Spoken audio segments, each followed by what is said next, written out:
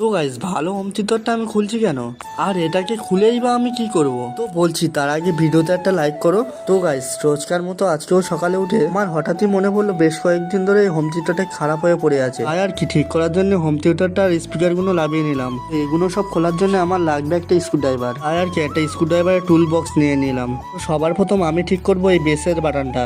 তো তার জন্য আমি সামনের শোটা খুলে নিলাম, তারপর আর কি সাঁড়শির সাহায্যে ভালোভাবে টাইট করে দিলাম, তারপর ক্যাপটা লাগিয়ে টেপ দিয়ে সেট করে দিলাম।